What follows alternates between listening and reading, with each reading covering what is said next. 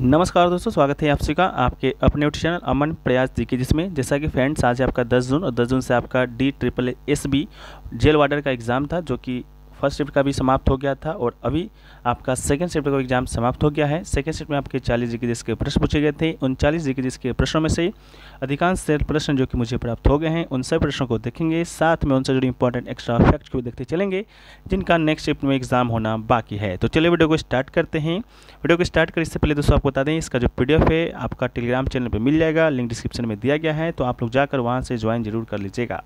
ठीक है, तो आज का जो हमारा पहला जो प्रश्न पूछा गया था फ्रेंड्स, वो पूछा गया था कि डिकेथलॉन में किस भारतीय ने पदक जीता है। ठीक है, तो डिकेथलॉन की बात करेंगे तो ये दोस्तों आपसे पूछा गया था 2023 के अकॉर्डिंग, जो कि आपका एशियाई खेल जो आपका हुआ था हांगझाऊ चीन में, उसमें आपका जो तेजस्विनी शंकर जी हैं, ठीक है, 1947 के बाद पहली बार है जो कि पुरुष एथलीट ने डेकाथलॉन में पदक जीता था। ठीक है, तो इसका जो राइट आंसर है आपका तेजस्विनी शंकर, इसका आपका राइट आंसर था। ठीक है, कितने बाद 1974 के बाद। ठीक है, 1974 में पिछला पदक मिला था जब आपका विजय सिंह चौहान ने स्वर्ण पदक और सुरेश बाबू ने कांस्य पदक जीता है। ठीक है, इसके अलावा तेजस्विनी ने 49 साल का सूखा खत्म किया था और तेजस्विनी शंकर जी ने भी आपका रजत पदक जीता है। कहाँ जीता है? तो हांगझाऊ एशियाई खेल में, जो कि आपका चीन में हुआ था 2023 में। ठीक है, तो वीडियो में आगे बढ़ते हैं फ्रेंड्स। इससे पहले बात कर लेते हैं टेक्स्ट बुक पे चल रहे फ्यूचर ऑफिसर सेल के बारे में। बहुत सारे लोगों से बातचीत के दौरान या लाइव एनालिसिस के दौरान बच्चों ने एक ही बात बार बार कह रहे थे कि हमारा मैथ का क्वेश्चन छूट गया है, हमारा रीजनिंग का क्वेश्चन छूट गया है। ठीक है, ये मैथ का क्वेश्चन, रीजनिंग का क्वेश्चन या कोई भी क्वेश्चन छूटने के पीछे का एक मुख्य कारण होता है कि आप प्रैक्टिस करके नहीं जाते हैं। ठीक है, और टेक्स्ट बुक जो ऐप है आपको यही चीज़ प्रोवाइड कराता है सभी एग्जामों का, चाहे आप DSSB का दे रहे हो, SSC का दे रहे हो, बैंक का दे रहे हो या कोई भी अदर एग्जाम भी दे रहे हो, स्टेट का एग्जाम क्यों ना दे रहे हो। ठीक है, टेक्स्ट बुक के ऊपर आपको 800 प्लस एग्जामों का 80,000 प्लस मॉक टेस्ट है जो कि यहाँ पर देखने को मिलता है।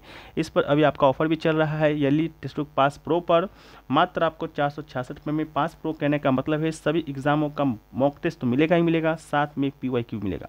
कूपन कोड APG यूज़ करते हैं तो आपको 10% के जगह 12% का एक्स्ट्रा ऑफ दिया जाता है।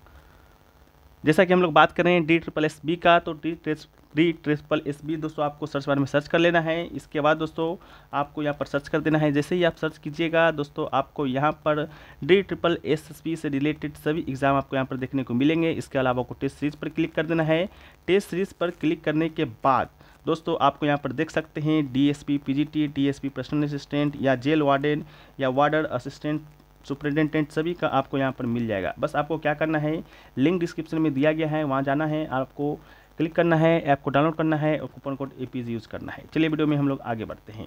इसके बाद दोस्तों आपको जो नेक्स्ट क्वेश्चन पूछा गया है वो पूछा गया था कि निम्नलिखित में से किसने तुगलकाबाद शहर बनवाया था। तुगलकाबाद शहर की बात करेंगे तो जो तुगलकाबाद शहर है वो दोस्तों इसकी स्थापना गयासुद्दीन तुगलक के द्वारा किया गया है। तो इसका राइट आंसर आपका गयासुद्दीन तुगलक हो जाएगा। गयासुद्दीन तुगलक की बात करते हैं तो गयासुद्दीन तुगलक को ही गाजी मलिक के नाम से भी है जो कि जाना जाता है, और गयासुद्दीन तुगलक ही तुगलक वंश का संस्थापक था। किस वंश का संस्थापक था?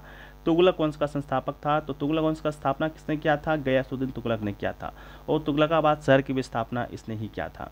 इसके अलावा इस राजवंश को कुरना तुर्कों के राजवंश के रूप में जाना जाता है। वो दिल्ली का पहला सुल्तान था जिसने गाजी या काफिरों के कातिल का खिताब लिया था। उसने शहरों के निर्माण और अकाल से निपटने के लिए बहुत ही बेहतरीन नीतियाँ भी बनाई थी। किसने? गयासुद्दीन तुगलक ने। इसके अलावा उसने बार्टर सिस्टम या फसलों के बंटवारों की शुरुआत की थी। उसने दिल्ली के पास तुगलकाबाद शहर का निर्माण किया और इसे अपने राजधानी बनाया। ठीक है, नेक्स्ट क्वेश्चन पूछा गया कि उत्तराखंड में कौन सी बोली बोली जाती है। उत्तराखंड की बात करेंगे तो ऑप्शन में बहुत सारे बच्चे बता रहे थे कि कुमायूनी या गढ़वाली नहीं दिया गया था। ऑप्शन में दोस्तों आपका हिंदी दिया गया था। ठीक है, तो उत्तराखंड में आपका हिंदी भी बोला जाता है, तो इस अकॉर्डिंग आपका हिंदी इसका राइट आंसर होगा। उत्तराखंड की आधिकारिक भाषा ही हिंदी है, लेकिन यह विभिन्न बोलियों में विभिन्न क्षेत्रों में बोली जाती है। कुमायूनी भी बोली जाती है, गढ़वाली भी बोली जाती है, इसके अलावा पहाड़ी भाषा भी बोली जाती है, लेकिन ऑप्शन में आपका हिंदी दिया गया था, तो इसका राइट आंसर आपका हिंदी हो जाएगा। ठीक है, नेक्स्ट क्वेश्चन पूछा गया प्रधानमंत्री गरीब कल्याण अन्न योजना का शुरुआत कब हुआ था। तो प्रधानमंत्री गरीब कल्याण अन्न योजना की बात करेंगे तो इसका शुरुआत आपका अप्रैल 2020 यानी कि अप्रैल 2020 में हुआ था। इसका राइट आंसर अप्रैल 2020 हो जाएगा। ये जो योजना है अभी वर्तमान में भी संचालित है। इसके अलावा इसके अंतर्गत अंत्योदय पात्र गृहस्थी लाभार्थियों को प्रति यूनिट 5 केजी खाद्यान्न उपलब्ध कराया जाता है, अभी भी कराया जाता है। नेक्स्ट क्वेश्चन है कि मेजर ध्यानचंद खेल रत्न पुरस्कार 2023 के विजेता कौन है। तो मेजर ध्यानचंद खेल रत्न 2023 के विजेता की बात करेंगे, इससे आपका एक बात क्लियर हो जाता है कि आपका जो करंट अफेयर्स का जो क्वेश्चन पूछा जा रहा है वो आपका 2024 का नहीं बल्कि 2023 का पूछा जा रहा है। ठीक है, तो इसका राइट आंसर आपका चिराग चंद्रशेखर शेट्टी और रंकी रेड्डी सात्विक साईराज इसका राइट आंसर हो जाएगा। ठीक है, इन दोनों का जो संबंध है आपका बैडमिंटन से है। ठीक है, दोनों आपस में भाई हैं और इनका संबंध बैडमिंटन से है। ठीक है, जिनको मेजर ध्यानचंद खेल रत्न पुरस्कार 2023 है जो कि दिया गया है।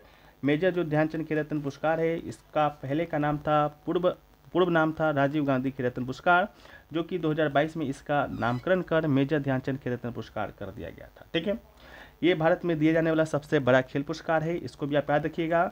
ये जो राजीव गांधी खेल रत्न पुरस्कार है ये पहला बार शतरंज के जो खिलाड़ी थे, ठीक है, उनको मिला था। एक्चुअल में अभी जो नाम है याद नहीं आ पा रहा है। ठीक है, किसे मिला था आप लोग कमेंट सेक्शन में बता दीजिएगा। इसके बाद जो मेजर ध्यानचंद खेल रत्न पुरस्कार है 2022 से, इसके पहले आपका अचंता शरद कमल को मिला था। इनका संबंध आपका टेबल टेनिस से था। ठीक है, नेक्स्ट क्वेश्चन पूछा गया कि निम्नलिखित में से कौन सा एक अनवीकरणीय संसाधन है, यानी कि रिन्यूएबल सोर्सेस है। ठीक है, ये आपसे पूछा गया था। ऑप्शन पता नहीं क्या दिया गया था, लेकिन कोयला आपका एक अनवीकरणीय संसाधन है।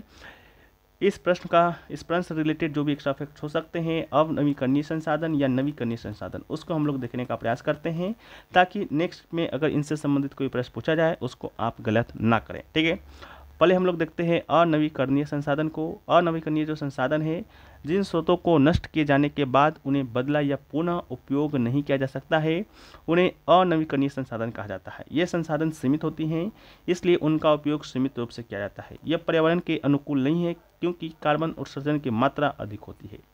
इसके अलावा इन संसाधनों की लागत भी अधिक है। ये प्रदूषण मुक्त नहीं है, इन्हें निम्न रख रखाव लागत की आवश्यकता होती है।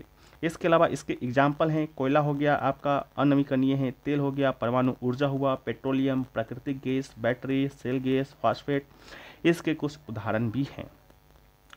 नेक्स्ट है आपका नवीकरणीय संसाधन। नवीकरणीय संसाधन की बात करेंगे तो मानव द्वारा उपयोग किया जाने वाला संसाधन जब से मानव जीवन है।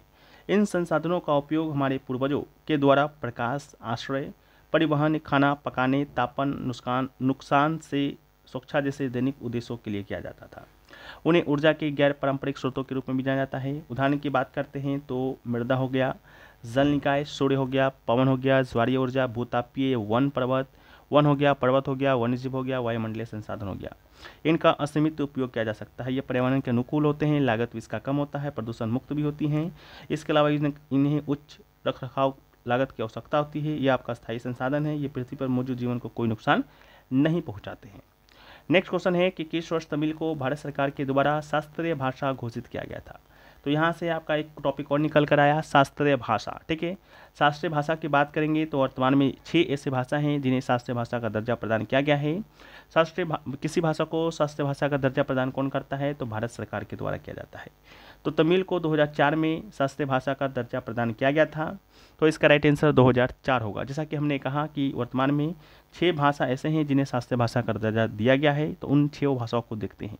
तमिल के बाद 2005 में संस्कृत को शास्त्रीय भाषा का दर्जा प्रदान किया गया था, तो दूसरा आपका शास्त्रीय भाषा संस्कृत हुआ। ठीक है, इसके अलावा तमिल के बाद संस्कृत के बाद 2008 में 2 भाषा को शास्त्रीय भाषा का दर्जा प्रदान किया गया था। एक था आपका कन्नड़, एक था आपका तेलुगु। ठीक है, तो कन्नड़ और तेलुगु को 2008 में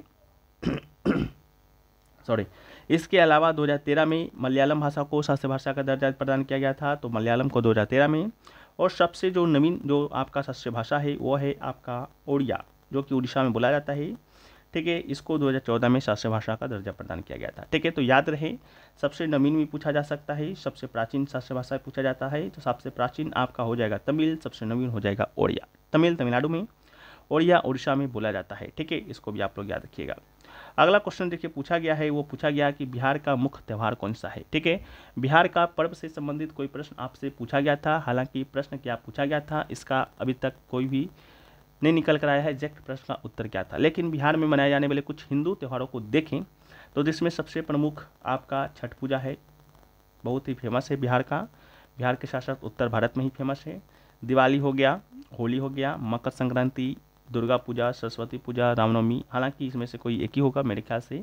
छठ पूजा आपका हो सकता है कि ऑप्शन में दिया गया हो। ठीक है, नेक्स्ट क्वेश्चन में भी आपका रीजनिंग से निकल कर आ रहा है, जो स्टूडेंट के द्वारा भेजा गया है कि मनुष्य का दिया गया था, मनुष्य यानी मानव विज्ञान, तो ज्योतिषी का बताना था, आखिर ज्योतिषी का क्या। ठीक है, तो मैं भी एक बच्चे ने कहा था कि ज्योतिषी के बाद जो आपका ऑप्शन में दिया गया था वो दिया गया था भविष्यवाणी। ठीक है, तो इसका राइट आंसर आपका भविष्यवाणी हो जाएगा। ठीक है, या ज्योतिष शास्त्र भी दिया गया हो तो इसमें कोई भी संदेह नहीं करना चाहिए, लेकिन हाँ भविष्यवाणी दिया गया था तो भविष्यवाणी इसका राइट आंसर हो सकता है। ठीक है, तो फ्रेंड्स अभी तक इतना ही प्रश्न है जो कि निकल कर आए हैं। जैसे जैसे प्रश्न निकल कर आते जाएंगे हम लोग ऑल शिफ्ट के वीडियो में, नहीं तो पीडीएफ में आपको हम प्रोवाइड कराने का प्रयास करेंगे, क्योंकि एग्ज़ाम आपका अभी लंबा चल रहा है। ठीक है, तो आशा करते हैं वीडियो आपको पसंद आया है। वीडियो पसंद आया है तो वीडियो को लाइक कर दीजिएगा, चैनल पर नए हो चैनल को सब्सक्राइब कर दीजिएगा, और फ्यूचर ऑफिसर सेल का लाभ उठाने के लिए टेक्स्ट बुक पर लिंक डिस्क्रिप्शन में दिया गया है, कमेंट सेक्शन में भी पिन किया हुआ रहेगा। मात्र 466 में पास प्रो आपको मिलने वाला है। एपीजी